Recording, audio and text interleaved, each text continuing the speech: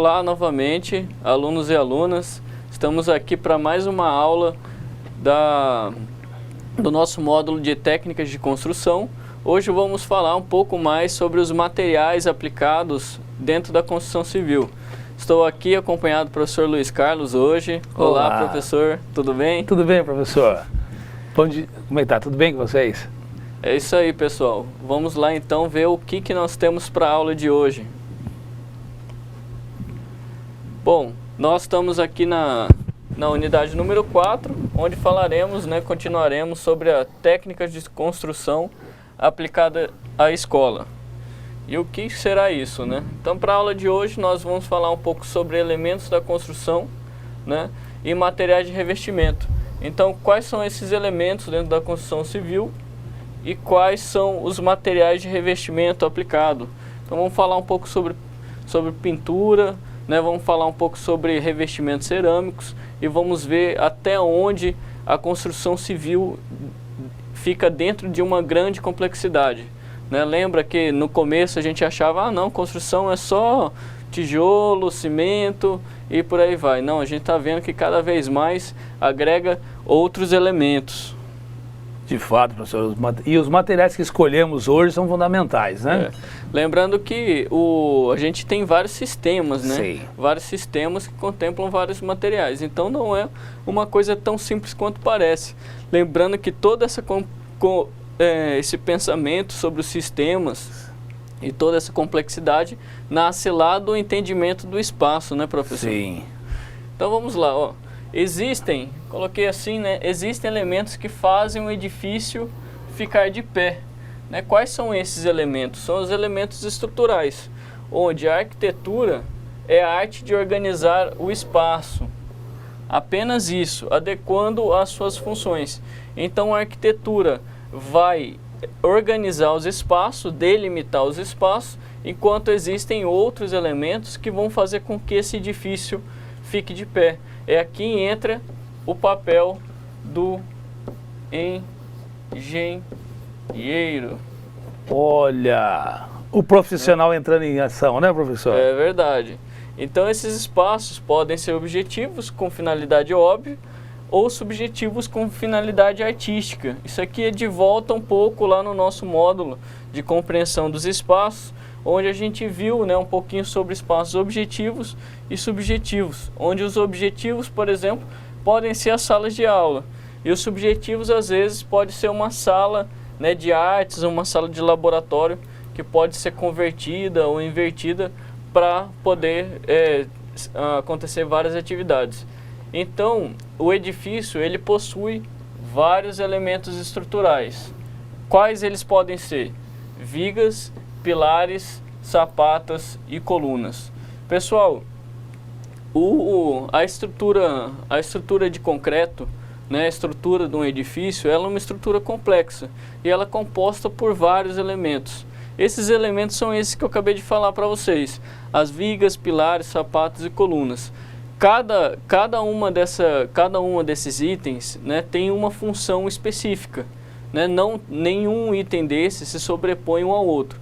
A gente vai ver agora um pouco mais adiante para que serve cada um desses elementos.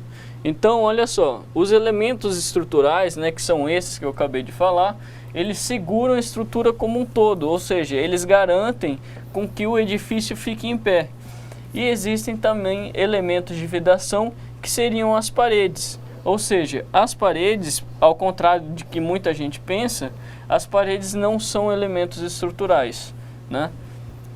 Temos a cobertura também, que é outro elemento de vedação. Então, tanto a cobertura quanto as paredes não são elementos estruturais. É por isso que em muitas reformas ou ampliações de casa, as pessoas às vezes quebram uma parede para fazer um vão para outro ambiente. Isso só é possível porque a estrutura de concreto ela é totalmente independente da estrutura de vedação. Não tem ligação nenhuma, não tem ligação estrutural nenhuma enquanto a elas. É o cuidado, professor, de tirar uma parede se ela não fizer parte da estrutura de sustentação, professor? Exatamente. É como as paredes de vedação não têm função estrutural nenhuma.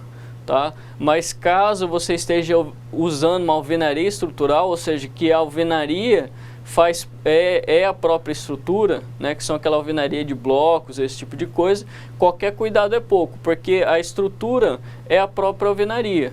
Então toda a vedação, né, se transforma na própria estrutura. Então tem que tomar cuidado, sempre chamar um especialista para ver isso aí, tá?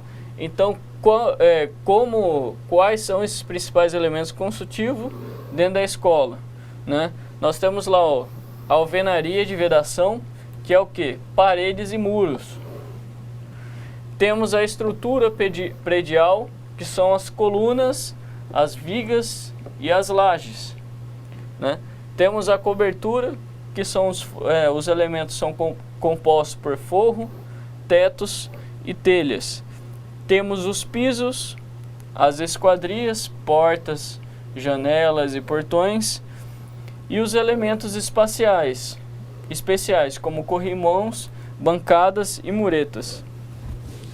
Vocês estão vendo que o arquiteto trabalha bastante, né?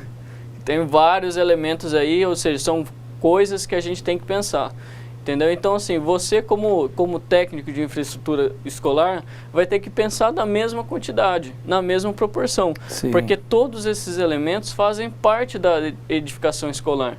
Então, vamos dar só uma pequena olhada aqui em alguns desses elementos. Olha só, portas, janelas e portões. O que você precisa conhecer aqui, né? Corrimãos, bancadas e muretas. Se não existe, precisa ser feito, qual é a altura ideal, né, que você precisa fazer? Vamos voltar lá na 90-50, né? As portas, janelas e portões, todos esses elementos aqui precisam de manutenção. E sempre você vai precisar estar o quê? Observando quais os tipos de materiais, quais os tipos de sistema, se é porta de abrir, se é porta de correr, se é dobradiça, que tipo de dobradiça, para você poder prever as suas manutenções. Lembra lá do que a gente falou sobre o planejamento? Então tudo isso aí é importante para que você possa de fato conhecer e operar uma edificação escolar, né? A gente vai falar um pouco mais ainda sobre as questões estruturais, mas o importante é que você tenha isso em mente, que a estrutura da escola é uma estrutura complexa e agrega vários materiais. Tanto é que esses materiais também são de vários tipos. Por exemplo, uma pintura que vai numa parede não é a mesma que vai num corrimão de escada, devido ao quê? Ao tipo de material. Então todos esses elementos agregam finalidades específicas. Então tem tinta à base de esmalte, tem tinta à base de água, e tudo isso aí tem que ser pensado na hora da manutenção escolar. Então, pessoal, vamos falar um pouco mais sobre as estruturas. Então ele coloca o seguinte, ó, a coluna é um elemento estrutural, né? É um elemento estrutural vertical de uma edificação e tem a responsabilidade de distribuir as cargas de carregamento para a fundação. Então a coluna tem a função de pegar as cargas e distribuir para a fundação. Vou fazer depois um desenho esquemático para vocês entenderem melhor. Professor, seria como a coluna, a nossa coluna, né, professor? Que dá sustentação. Pois é. Nossa coluna, seria a coluna nossa coluna? É um bom exemplo. A nossa coluna é o quê? É o elemento estrutural que suporta as cargas do nosso corpo e distribui para as nossas pernas. E vai até o pé, que é a base de apoio. E vai até o pé, que é onde ele segura. A gente pode até fazer uma correlação. Por exemplo, quando a gente está num solo firme, por exemplo, aqui no concreto, a gente não afunda. Mas se a gente for para um terreno mais argiloso, um terreno mais, né, que ele tem um índice mais menor de resistência, o que a gente vai fazer? A gente vai afundar. É a mesma coisa com a edificação. Quando a gente assenta uma edificação que tem muito peso num pé pequeno, né, digamos assim, numa fundação. Sapata, olha o nome sapata. Sapata já. A sapata não é dimensionada de acordo, o que vai acontecer com a edificação? Ela vai afundar. Né? Porque qual que é a tática quando a gente está dentro de um terreno onde que existe a probabilidade da gente afundar, a gente coloca aquele sapato maior, né? Sapato maior. Compra aqueles, né? Não sei se vocês já viram naqueles filmes onde eles andam na neve, eles andam como se fosse com uma raquetinha no sapato, que é justamente para não afundar, aumenta a área, né? Aumenta a área de pisoteio e aí a pessoa, né, tem essa facilidade de não afundar. A mesma coisa acontece nas edificações. Que relação? Se o solo é ruim, aumenta-se a sapata, né, que é para ela poder ter uma melhor distribuição de carga, né, ter uma maior área de contato. Então vamos lá, a fundação, por exemplo, aqui no caso, é a base do edifício e é o que mantém estável. O peso do edifício deve ser calculado para que o solo, juntamente com a fundação, resistam ao peso, né? Então, tanto a fundação quanto o solo devem resistir ao peso da edificação. Então, não adianta você fazer uma super sapata lá, né, com as dimensões adequadas, mas que não tenha resistência de concreto suficiente, nem armação suficiente para resistir ao peso do pilar, né, ao peso dos pilares, ao peso da estrutura como um todo. Lembrando que a estrutura ainda leva as vigas e as lajes, que é o que a gente vai falar agora. As vigas são os elementos estruturais que dão apoio à cobertura, né, ou à laje. Delas é que surgem os esforços para os pilares. Então as vigas, né, as vigas vão pegar todo o peso da cobertura e vão distribuir para os pilares, que posteriormente vão enviar esse carregamento para as sapatas. A laje é um elemento estrutural fixado nas vigas. Ela pode ser apoiada ou engastada, pode ser de um tipo ou de outro. Eu vou falar um pouco aqui para vocês rapidamente, não tinha esse material na apostila, mas eu vou completar aqui para vocês. A diferença entre um tipo de laje e outro é muito simples, né? A laje, que ela é apoiada, ela fica em cima do pilar. Estão vendo? Aqui nós temos o pilar e aqui nós temos a laje. Então ela fica em cima do pilar. Então a carga dela, ó, né, é assim, ela é distribuída dessa forma.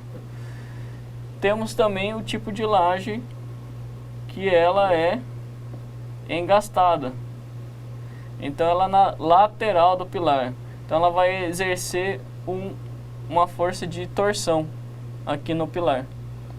Entenderam? Então essa é a diferença entre laje apoiada e laje engastada. Aqui nós temos um exemplo de uma laje aqui na apostila, onde a gente vê aqui, ó, claramente aqui as vigas, ó, as vigas. Temos uma viga de periferia aqui, ó, que é a viga que faz, né, o acabamento final. Temos umas vigas intermediárias que fica dentro da laje.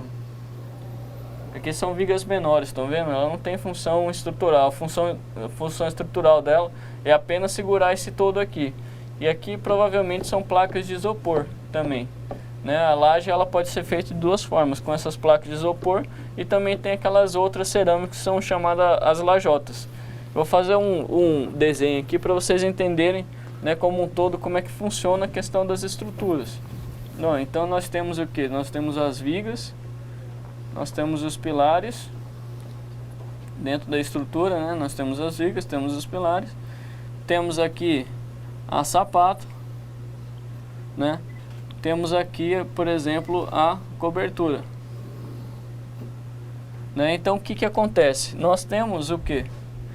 Nós temos todo esse peso aqui aplicado no nosso solo. Vou colocar o nosso solo aqui, ó.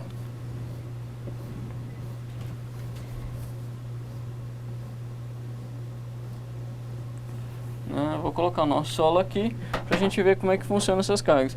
Então, pessoal, olha só, aqui, por exemplo, nós vamos ter as nossas telhas, né? Ou seja, nós temos mais e mais elementos estruturais lá em cima. O que acontece? Essas cargas, elas vão o quê? Ser suportadas por quem? Pela nossa viga. A nossa viga é que está suportando toda essa carga. Ela vai pegar toda essa carga e ela vai distribuir para quem? Para o nosso pilar. né? O pilar vai pegar todo esse carregamento da cobertura, né?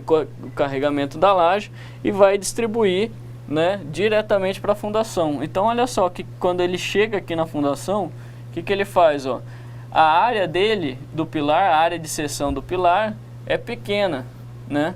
Então o que ele faz? Ele aumenta a área de seção para uma área maior. E assim, ó, a capacidade de distribuição de carga dele aumenta. E assim o solo é capaz de resistir e a edificação não acabar afundando. Entenderam? Sim. Então é basicamente isso, né? Como funciona, né, a parte da distribuição de cargas dentro de um elemento estrutural. Tá, pessoal? Então olha só.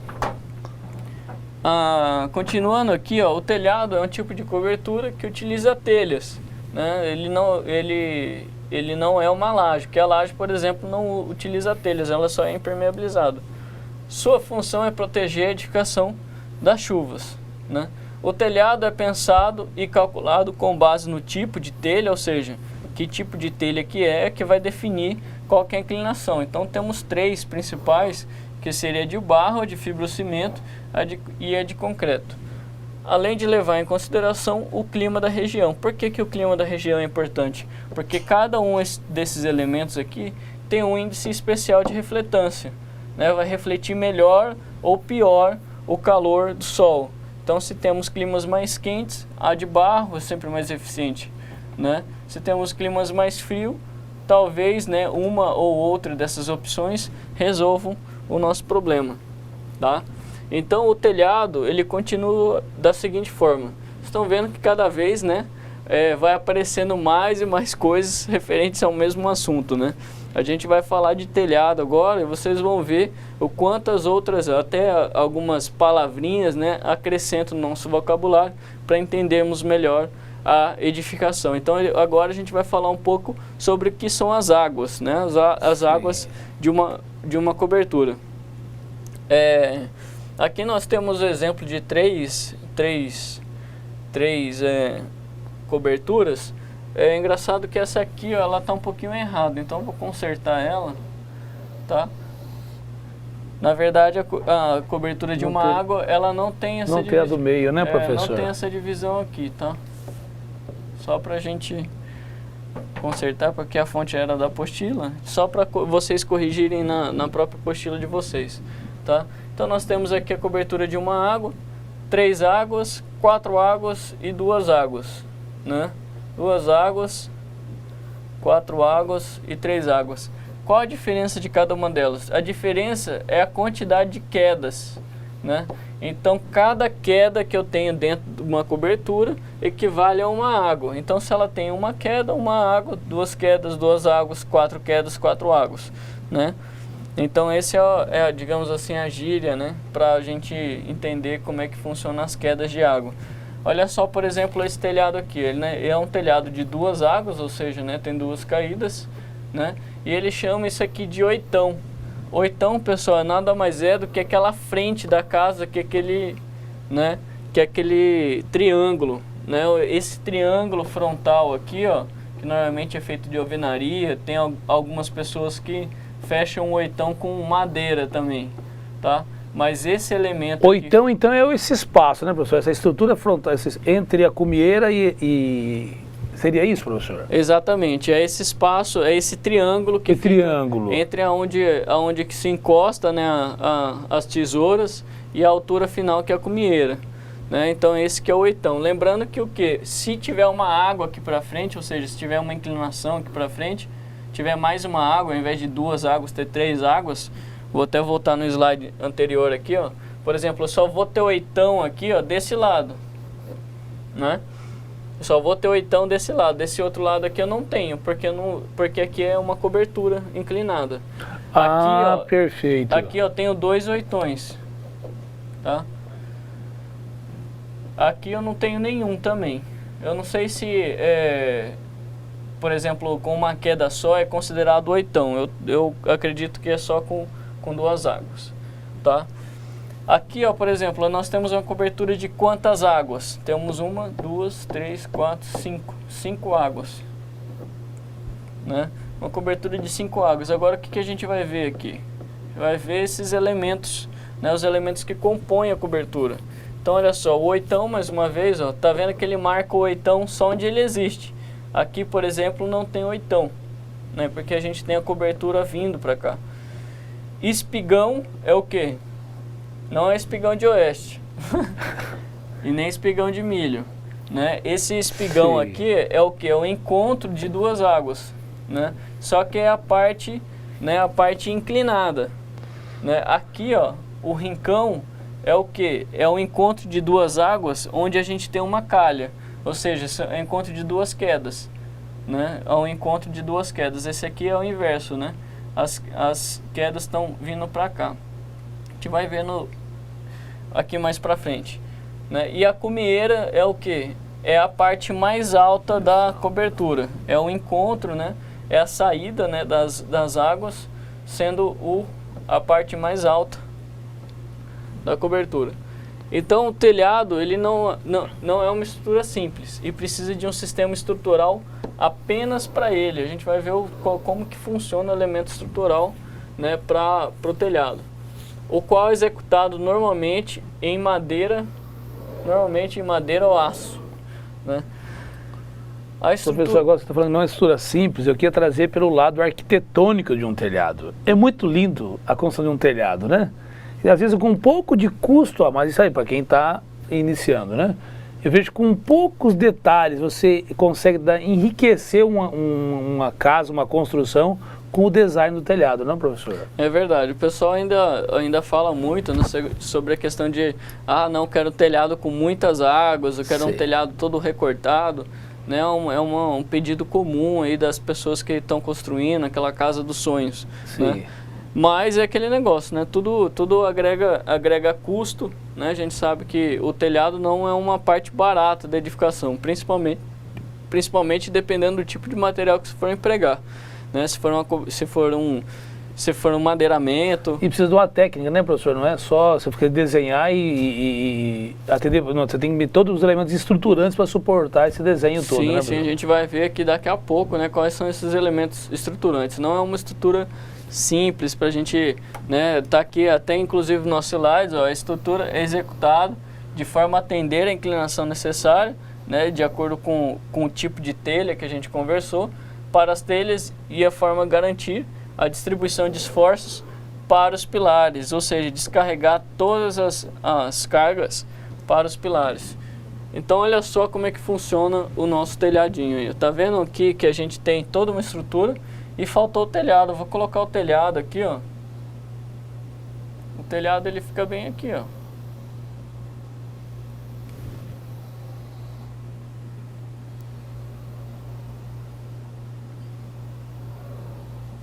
Temos mais uma viga de madeira aqui. E as telhas ficam aqui, ó. E todo esse elemento estrutural serve para quê?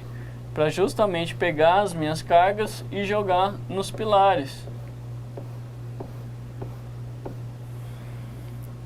Ou nas vigas. Olha lá. As cargas, elas só vão descer aqui, ó. Não tem nenhuma carga aqui em cima, né? Todo esse conjunto estrutural aqui, todo esse conjunto estrutural serve exatamente para poder distribuir as cargas para essas pontas finais, né? Então aqui nós temos o que? A linha que faz esse encontro nessa parte de baixo. Essa imagem aqui está na apostila de vocês, tá? Caso vocês queiram ver. O suspensório, que ele chama, que é esse aqui, tá? A escora, que é esse elemento estrutural aqui. O frechal, que é essa outra aqui, esse outro elemento estrutural aqui. O pendural, que é esse. Pessoal, esses nomes, eles podem variar muito de acordo com a cultura, né? Com a região, né, professor? Então, como às vezes a pessoa que escreveu isso pode ser um sulista, por exemplo, ele pode ter esses nomes. Aí as pessoas aqui em Rondônia, em qualquer outro lugar do Brasil, podem ter outros nomes também, tá? Então isso aqui às vezes acaba sendo muito cultural. Não muda muito, mas às vezes acaba sendo. Cumeeira, que é a parte mais alta do telhado, a perna, né, que é esse elemento estrutural aqui, e a terça, né, que são esses elementos intermediários. Esse frechal aqui, né, é só os dos cantos, né, os que ficam intermediários são as terças. Então, olha só, as calhas, né, que também são outros elementos que fazem parte da cobertura e tem a função de coletar as águas, né, e de direcioná-las para os condutores verticais. Então, as calhas fazem, né, nós temos uma calhazinha aqui, ó, né, faz essa coleta de água, ó, temos mais outra aqui, faz essa coleta de água, né, e encaminha para as redes de águas fluviais. A calha é um item importante nessa manutenção da escola, pois o seu entupimento pode acarretar em goteiras e outras patologias, né? Vamos falar um pouco de patologias. Patologia, pessoal, é a que a gente chama de doença da edificação. Né? Na medicina, patologia é entendido como doença. Na engenharia é entendido como um manchamento, né? Uma trinca, uma fissura, ou seja, como se fosse a doença da edificação. Uma enfermidade que tocou, né, professor? Uma enfermidade. Uma enfermidade. Então a gente pensa o seguinte, que todos esses elementos que às vezes porventura possam causar uma patologia, eles têm que ser, né, cuidados cautelosamente. A calha mesmo é um problema como esse, pode ter um problema como esse. Porque às vezes alguns condutores, eles passam por dentro da edificação, ou seja, não são condutores externos. Vamos olhar um pouco a imagem aqui, a gente tem um telhado e às vezes o condutor, né, que é aquele elemento que vai levar água para baixo. Você tem com o vermelho não conseguimos ver isso aí, melhor, né? Melhor, deixa eu dar um destaque. Se a gente consegue exatamente ver o vermelho. O vermelho é pior, né? Não, deu um destaque bom. Deu destaque bom, professor. Então vamos lá, os condutores externos são os condutores que passam por fora da edificação. Mas às vezes tem algum condutor que passa lá por dentro do telhado e às vezes vai para outra, né, sim, vai para outra situação, para outro local para ser distribuído, esse tipo de coisa, ou conectado com mais outro tubo. A importância das águas, né, professor? Com as águas você direciona o caminho do escoamento da água, né? Exatamente. Exatamente. Então o que acontece? Se um condutor desse der problema, ele vai vazar aonde? Dentro da edificação.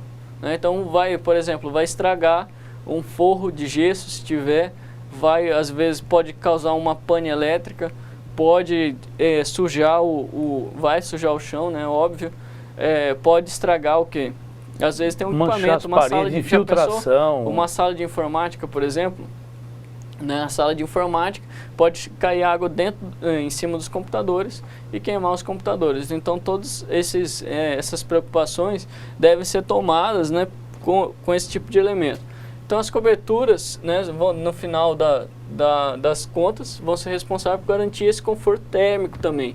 E por isso devem ser pensados com materiais e com sua inclinação também. Lembrando que a inclinação ela sempre varia de acordo com o tipo de material. Se ele vai ser cerâmico, se ele vai ser, né, de fibrocimento ou de concreto. Quanto maior a inclinação desse telhado, melhor é o conforto térmico. Além das coberturas de telha, de barro, que são as mais eficientes do que as de fibrocimento, né? Ele já até chama atenção aqui. Eu ainda até falo que além de ser mais eficiente que fibrocimento, também é mais eficiente do que a de concreto. Então, quanto maior for a intensidade das chuvas, recomenda-se uma inclinação maior do telhado também, porque é essa inclinação que vai fazer com que a chuva que cai dentro do telhado não retorne pelas telhas, né? Então a gente vê o que? Aqui, ó, por exemplo, tem uma grande inclinação.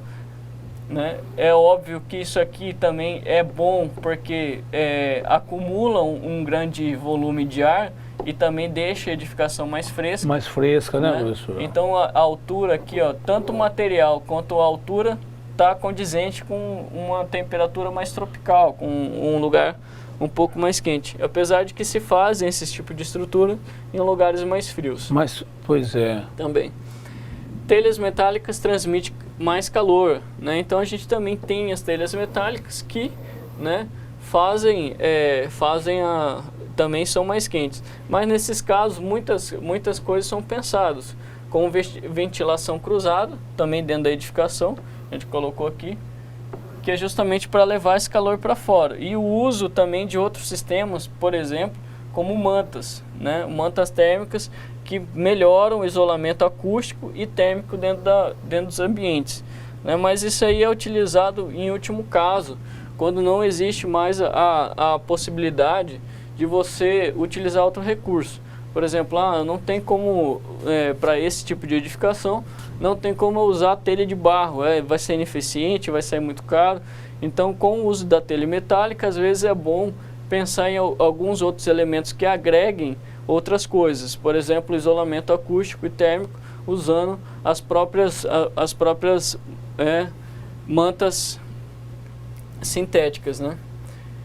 Tem mantas sintéticas e mantas minerais, né? Um dos dois tipos aí podem acabar solucionando o problema que vocês tiverem. Então, as estruturas metálicas em locais úmidos, dependendo do tipo, alumínio, aço ou ferro, podem apresentar problemas diferentes, como ferrugem nas telhas, nas estruturas de sustentação e nos fixadores, principalmente no caso do ferro. Ele está falando aqui um pouco sobre as coberturas de ferro e quais, normalmente, se nós não temos dentro da nossa edificação escolar, às vezes temos em algum outro lugar, dentro do próprio perímetro da escola, que seria, por exemplo, um ginásio. Professor, você já viu um ginásio com telha de barro? Professor, imaginou o vão e o peso? Não vi, professor. Difícil, né? Difícil. É o quê?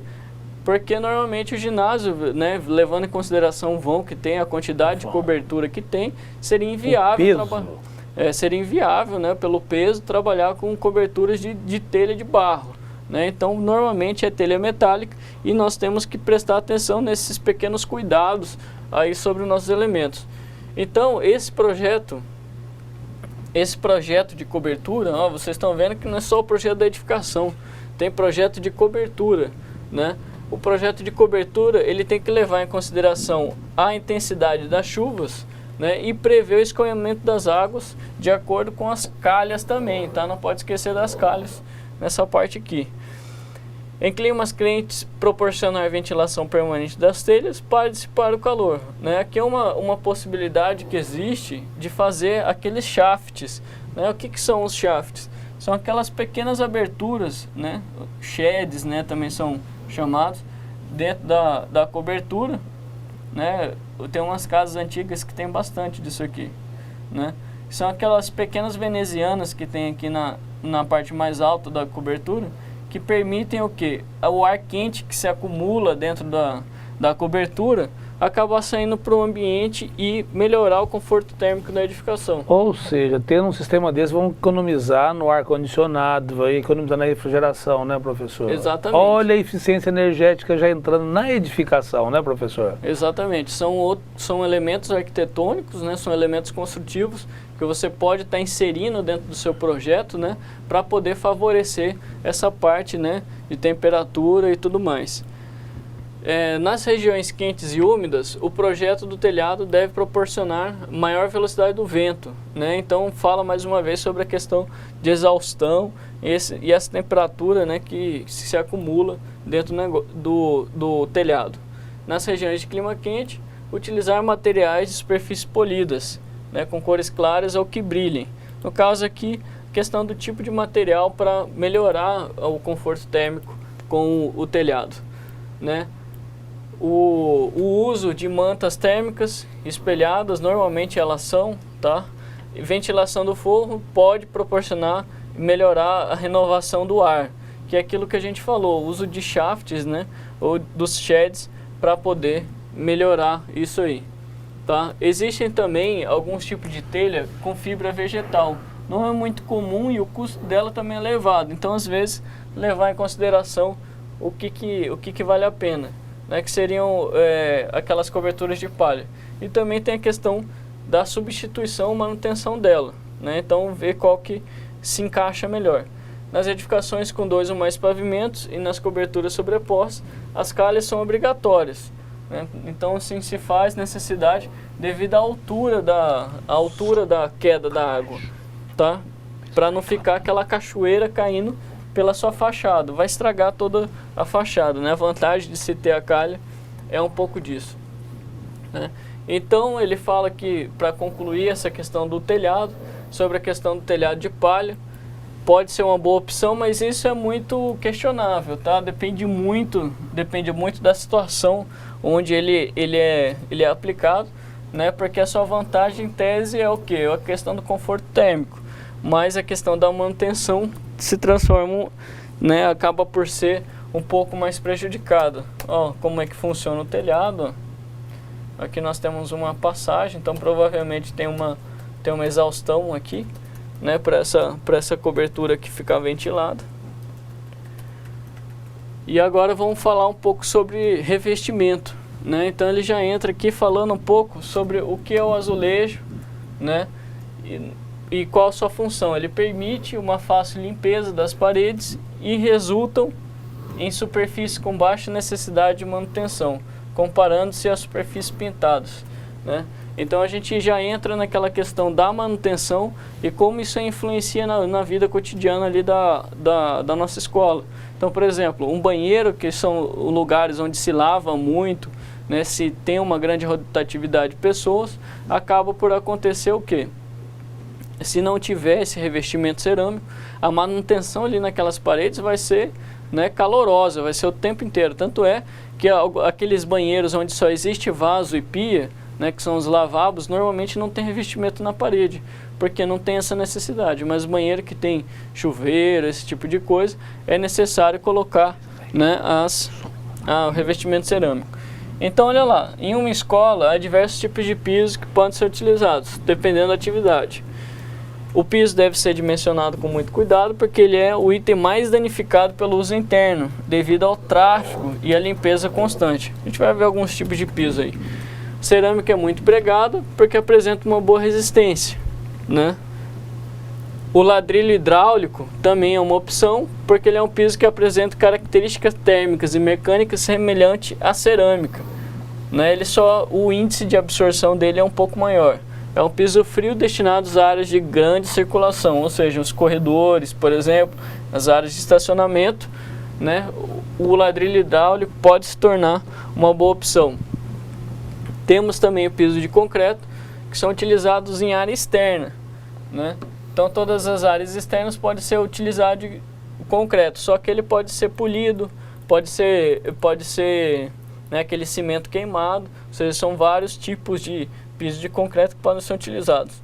O granilite é um piso executado a partir de uma mistura de cimento e fragmentos de granito e mármore. Ele é como se fosse um piso de concreto, só que um pouco mais decorado, né? E possui um aspecto liso. Normalmente é usado, né, às vezes em todos os ambientes de uma escola. Às vezes uma escola toda é feita de granilite, porque é um tipo de piso bom, que é muito bom para fazer a manutenção, né, limpeza, esse tipo de coisa. Pisos de madeira são utilizados em áreas internas e possuem como característica favoráveis o conforto térmico e a beleza. Nem sempre são utilizados em áreas internas. Não tem aqueles decks, às vezes, de madeira, que podem estar numa área externa, esse tipo de coisa. Pode ser como elemento decorativo ou como elemento para agregar algum valor ali numa área de piscina, né? Mas isso é muito variável porque eles, né, dão muita manutenção. Temos também o piso de borracha vinílica, que não é muito comum, mas é mais aplicado em laboratórios, né? Laboratórios onde tenha produtos químicos. É um piso que de aspecto acinzentado, mas nem sempre tá. Ele varia muito de acordo com o custo que está se previsto gastar. Então temos algumas opções que são coloridas, né? Outro elemento é o que? A taipa, que foi muito utilizada nas construções brasileiras, que é aquela construção de barro, ou seja, não é propriamente dito um revestimento, né? Mas é mais considerado como um modelo de construção onde não se aplica o revestimento, né? E aquela própria elemento estruturante acaba por ser o revestimento, o acabamento final, né? Então, para a escolha adequada desse piso, nós temos que ver novamente lá as especificações do FNDE. E ele vai falar o seguinte, ó, né, para concluir, né, nosso tema, ele vai falar que em áreas externas deve-se evitar pisos assentados com colas, Ou seja, áreas externas era bom que piso de concreto, ou senão um piso que seja de granilite, ou seja, elementos que são homogêneos. Em regiões chuvosas, piso de tijolos cerâmicos ou taipa retém umidade e cria um limo, né? Então, olha só, taipa em lugar úmido não vale a pena. Tanto é que taipa normalmente é executada em áreas áridas, né? Prever pisos com materiais não escorregadios e de maior durabilidade, sem implicar custos elevados e dificuldades na manutenção. Olha só, mais uma vez, dificuldades na manutenção. Nas áreas molhadas, dar preferência aos pisos cerâmicos, esmaltados, né, antiderrapantes, e evitar ladrilho ou caco cerâmico. Isso aqui em área molhada, impraticável, tá, pessoal? Então, olha só, os pisos em ambientes pedagógicos, como sala de aula, devem permitir fácil movimentação de equipamentos, mobiliário de pessoa. O que isso quer dizer? Que ele tem que ser resistente o suficiente para evitar aquele risque, né? Então, assim, não pode ser um piso polido, não pode ser um piso, né, que não resista ao desgaste. Então, de preferência, seja um granilite ou seja algum tipo de piso que suporte esse tipo de uma movimentação. Porque uma sala de aula, né, é um local de constante modificação, né? Às vezes precisa fazer aqueles círculos, precisa movimentar as cadeiras, e aí nós acabamos, né, prejudicando o nosso piso. Então, vinil em manta ou placa é de fácil manutenção também, só que o problema dele é o custo, então normalmente não é aplicado. Os rodapés devem ter altura mínima de 10 centímetros e salientes da parede, né? Os rodapés de madeira, tal como os pisos, só podem ser usados em áreas secas. Para finalizar, presente do professor Alan para vocês, né? Vamos deixar vocês aí com algumas atividades para vocês verem se entenderam bem, né? Fixaram o conteúdo, né? Vocês estão vendo que cada vez mais, né? Poxa, eu achei que telhado era fácil de entender, né? Ah, piso cerâmico era bem simples, não tinha quase nada. Vocês estão vendo aí que tem várias coisas que influenciam, né? E o mais importante de todos, lembra quando eu falei sobre a questão de você entender o usuário? Né, você entender o que vai ser feito ali dentro daquela sala de aula, ou dentro daquele ambiente, isso vai influenciar diretamente no tipo de material que você vai aplicar, tá bom? Até mais, então, nos vemos na atividade.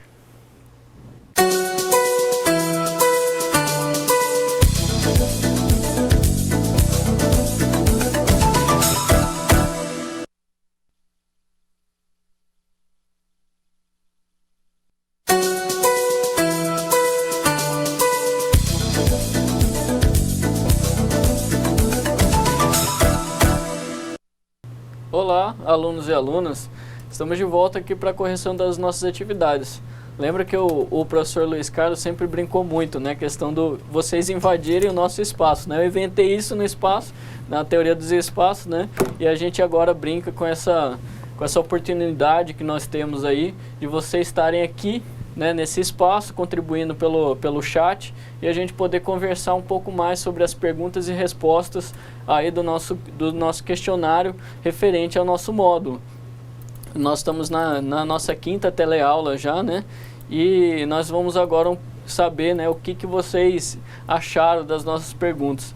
E aí, professor Luiz, como é que tá as nossas contribuições, professor? Professor, temos 2 contribuições.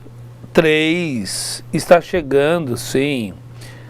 Eu adivinhar, diz que não é bom adivinhar, mas tem 2 nomes que nós poderíamos, mas tem uma primeira, a Graciene aqui Gilciene, do Zona Norte, já contribuiu, e mais 2 outras pessoas que eu vou ver suspense nos nomes deles. Tá, legal. Mas estamos tendo contribuição. Gente, reportem, tá bem?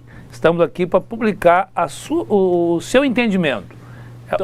Então vamos lá, pessoal, esse módulo é bem legal, é coisas assim que se vocês quiserem mandar algumas perguntas, que talvez vocês tenham alguma dúvida, queiram, né, tirar ali uma dúvida que já persegue você há algum tempo, referente a esse material que a gente conversou agora, ou até mesmo a materiais anteriores, fique à vontade aí para aproveitar esse momento.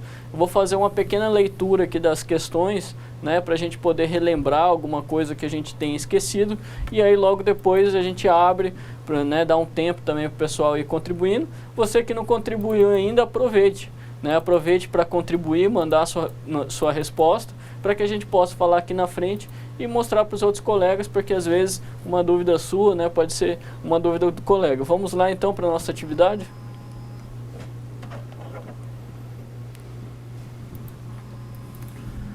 Bom, nas nossas questões aqui, nós temos a primeira questão que fala sobre o seguinte, ó, respectivamente, quais são as funções estruturais do pilar, da fundação e das vigas.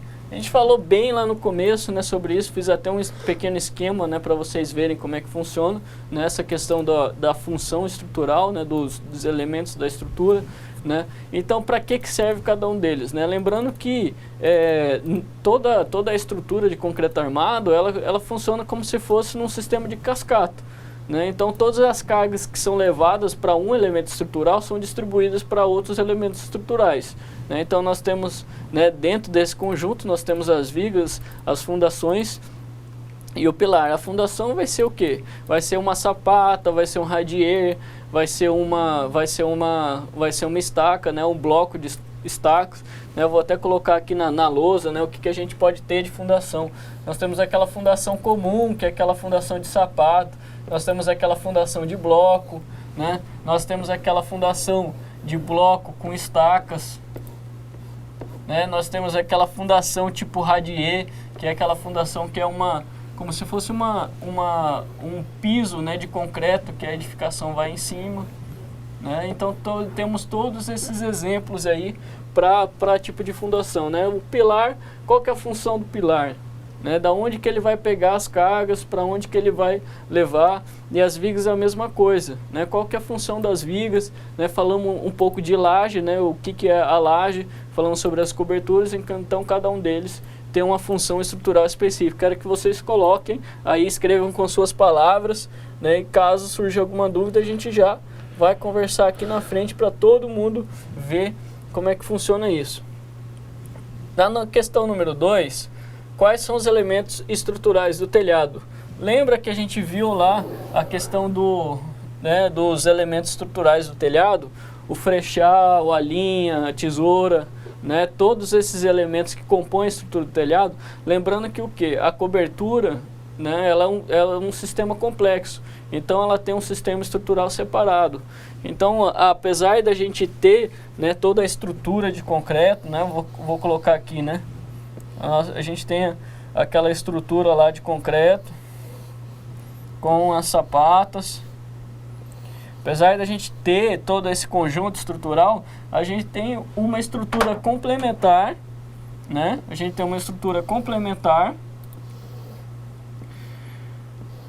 para a cobertura, né? Lembrando que a cobertura é um sistema totalmente independente. Né? Eu vou desenhar aqui rapidamente para vocês verem como é que existe uma complexidade em cima disso. Então, quais são os elementos que envolvem essa estrutura complexa do telhado? Então, só para vocês fazerem uma revisão disso, lembrando que eu falei para vocês lá atrás, que às vezes alguns nomes podem variar de acordo com a cultura de cada local. Né? Então, às vezes, dependendo por exemplo, a pessoa que fez, ou até mesmo o conjunto de pessoas que fez essa apostila, pode ter trabalhado esses nomes de acordo com a cultura local deles. E vocês podem ter outro, mas aí nós podemos discutir aqui na frente quais são os nomes usados ou não usados, dependendo do tipo de elemento estrutural. Vai ser bom porque a gente vai ter uma conversa para saber também como é que funciona isso aí na realidade de vocês. E na questão número 3, vou falar um pouco sobre as recomendações do MEC e FNDE para escolha adequada de pisos e revestimentos. Né? O que nós precisamos levar em consideração para escolher nossos pisos e revestimentos? Né? Lembra que eu falei, mais uma vez eu toco nesse assunto, é saber o que o nosso usuário precisa. Né? Então, por exemplo, se eu tenho salas de aula, Se eu tenho salas de aula onde eu sei que a manutenção ali naquela certa altura, né, certa altura de alvenaria, possui uma manutenção recorrente, né, a gente pode trabalhar um revestimento cerâmico, né? Eu já vi algumas salas de aula com revestimento cerâmico a meia altura. Se não tem revestimento cerâmico, tem pelo menos aquela borda de madeira, né, que às vezes é colocado, que é justamente onde encosta a cadeira, para a cadeira não marcar a parede, entendeu? Então são todos alguns recursos pensados, né, para justamente combater a questão da manutenção, que a manutenção é algo que gera um custo desnecessário, né, porque se você já construiu, a manutenção acaba sendo uma reconstrução, né, porque é uma reforma, né, por mais que às vezes é uma pequena reforma, né, mas não deixa de ser uma. Então tem... Professor, e esse cuidado que você está falando desse revestimento para proteção das cadeiras e tal, o senhor vê que é um diferencial tamanho na estrutura, porque o senhor vai ver que tem, quando você tem essa proteção, você preserva em muito, porque todas as escolas, quando não tem essa proteção, você vê que marca, você precisa de uma reforma, quase que às vezes até tirar até o reboco, né? Sim, exatamente. Porque tanto que danifica ali. Exatamente, exatamente. Essa meia altura, né, que é a altura aqui onde encosta a parte de trás da cadeira, o encosto da cadeira encosta na parede, sempre fica marcado, né? Pé de parede, que o aluno, todo mundo descansa, não descansa com o pé na parede. É comum você ter essas marcas, todas as escolas, os prédios de uma certa forma, onde tem uma grande concentração, ainda mais de jovens, ele descansa sempre com o pé, o outro na parede, né, professor? Exatamente. Então repare que em algumas escolas existe a aplicação desse revestimento cerâmico, ou do revestimento cerâmico, ou se não de uma pintura um pouco mais resistente. Lavável, então, né? Então são coisas que você pode pensar, né? E caso você tenha uma aplicação de um revestimento cerâmico, como que você vai fazer manutenção dele, né? Lembrando que, dependendo do tipo de revestimento cerâmico, até a argamassa colante é uma argamassa especial, né, para resistir à água, lavagem, esse tipo de coisa. Se ela não for essa argamassa especial, ela vai provocar manchamento, a produção de limbo e outras coisas que, né, depois podem gerar, né, outros problemas, tá? Então temos que pensar nisso, quais são essas soluções, tem na apostila de vocês. Então e alguma coisa que vocês queiram complementar, a gente pode conversar. Perfeito. Um pouco mais. É oportuno, né, professor? Porque como é um posicionamento técnico, além dessas questões que o professor Alan passou, é importante que você dê o seu posicionamento, fale como que é a sua instalação. Se está aparente alguma dessas anomalias, né, dessas patologias, o termo, né, professor? Lembrando aquele velho ditado, né, que a gente fala, né? O inteligente aprende errando, né? E o sábio aprende com o erro dos outros. Então, muitas vezes, um erro que você acabou cometendo em alguma atividade sua, pode servir de lição para uma outra pessoa, né, que aí está pensando em fazer a mesma coisa que você fez, tá? Então, vamos compartilhar essas ideias, vamos compartilhar, né, essas dúvidas para que a gente possa, né, dialogar aí. E aí, temos algumas contribuições? Professor, temos algumas contribuições, sim. Então, vamos aproveitar. Vamos lá. Primeiro aqui nós começamos aqui com a Gilciene, na questão, acho que é a questão número 1, que ela diz o seguinte, proteger a estrutura, proteger e segurar a estrutura física do edifício, seria isso? Seria essa, na questão número 1. Ela responde o seguinte: parabéns, Gilciene, começou hoje aqui os postes, né? Era do Zona Norte. Ela só escreveu como resposta: proteger e segurar a estrutura física do edifício. Sim. Então, a função estrutural do pilar, por aí, né, professor? Sim. Depois tivemos na questão número 1, o Paulo de Espigão. Paulo diz o seguinte: a função do pilar é sustentar o peso da cobertura do edifício.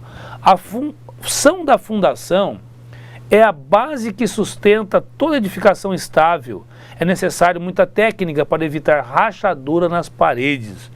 Viga são elementos estruturais que dão apoio à cobertura ou à laje, pesando todo o peso da telha para os pilares, ou seja, distribuindo, né? Esse é o aluno Paulo? O Paulo de Espigão do Oeste. Tá, eu vou aproveitar. Quem está faltando? Eu vou aproveitar para comentar, né, um pouco, né, a gente lembrando que a questão da estrutura, ela realmente, ela não é questão de proteção, né, outros elementos vão vir para dar proteção, né, para a edificação. Ela vai realmente estruturar a edificação, garantir a resistência dela, e justamente isso que o Paulo respondeu, né, o que eu queria ver de vocês, que é realmente quais são essas funções para você justamente poder identificar algum tipo de patologia que venha a ser apresentado. Por exemplo, um recalque de fundação, né, onde vai provocar trincas, esse tipo dentro da edificação, para você ver qual que vai ser a atitude que você vai tomar para poder resolver o problema. Perfeito. Tá? Então, professor, quem estava faltando? O Jorge. O Jorge, vamos. E o Jorge, nosso abraço, Jorge. Gente, que os demais não fiquem assim, né, com aquele sentimento. Mas o Jorge Paulo sempre presente, assim como tem tantos outros também. Mas o Jorge diz na questão número 1, elementos estruturais que são responsáveis pela sustentação do edifício. Sim. Por isso, estão diretamente ligados à segurança da edificação e das pessoas. Sim. Resumiu, né? Era isso que eu queria. Um pouco mais resumido, né? Mas o importante é a gente saber para que cada um serve. Perfeito. Né? Porque para entender onde que pode estar uma sobrecarga, onde pode estar algum problema. Vamos supor, um problema comum, às vezes, de um recalque ou de trincamento de estrutura, é às vezes você tirar telha de fibrocimento e colocar telha de barro. Né? A estrutura às vezes não está calculada para isso. O Paulo, na segunda questão agora, os elementos estruturais do telhado, as telhas, o madeiramento, ou a estrutura do ferro e as calhas, o telhado é composto por oitão, rincão, águas, cumieira, espigão, pena, acho que é perna, terça, pedural, flechal, linha de suspensão e escora. Esse é o Paulo, né? O Paulo. Temos mais da questão número 2? Tem. O Jorge publicou rincão, cumieira, oitão e espigão ou linha. Cumieira, né? Perna, terça, escora, pendural, flechal, depende do tipo de água. Sim. Ok? Eu só complementando aqui a resposta dos nossos colegas, o Paulo e o Jorge, lembrando que o rincão, tá? O rincão e o espigão, eles são elementos da cobertura, mas eles não são elementos estruturais. Tá, pessoal? Não são elementos estruturais. Elementos estruturais são esses aqui que a gente está vendo, tá? Então aqui nós temos a linha, né? Nós temos o suspensório, temos o flechal, o pendural, a escora, a terça, a perna e a cumieira. Todos esses, pessoal, ó, são elementos estruturais, ou seja, fazem parte integrante da estruturação para receber a carga da cobertura. Na cobertura é que a gente vai ver o rincão, o espigão, nós vamos ver as calhas, né? E os outros elementos, né? Onde que a gente vai ver as águas. A água não é um elemento estruturante, né? Mas ele faz parte, né, da cobertura, que exatamente aqui, ó, seria, né, 2 águas, e aqui nós temos o oitão, né? Perfeito. Propriamente dito. Perfeito. Vamos lá. Aí eu tenho na questão número 3, o Jorge, ele vem, tá certo, em áreas externas. Posso passar já, professor? Pode passar. Em áreas externas, evite pisos assentados com cola, prover pisos de material não escorregadios, lugares molhados, pisos antiderrapantes. Os rodapés devem ter altura de 10 centímetros e salientes da parede, salientes de parede, da parede, né? Aí, depois, as contribuições seriam essas, professor. Essa é a contribuição As contribuições, isso aí é do Jorge. Pois é, o aluno Jorge aí completou bem, né? Nós temos essa pergunta diretamente na apostila. É importante que vocês percebam se ali faltou alguma coisa, porque, pessoal, o que mostra mesmo um verdadeiro entendimento sobre edificação é justamente a tentativa e erro no final das contas, né? Que é aquela, né, a ciência do teste, né? Você testar e ver o que acontece. Então aí é que pode trazer mais retorno para a própria, né, a ciência no caso. Então a gente, né, que seria o método empírico no final das contas, né? Então é importante que vocês completem todas essas recomendações com a própria vivência de vocês. Então, em áreas externas, ele responde o seguinte: evite pisos assentados com colas, em regiões chuvosas, tipo de tijolos cerâmicos e taipa, retém muita umidade, ou seja, evitar esses tipos de elementos, né, de revestimento.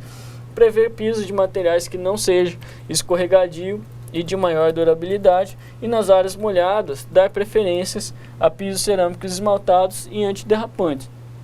Né? Porque os pisos esmaltados? Os pisos esmaltados, eles aderem um pouco melhor do que os pisos polidos.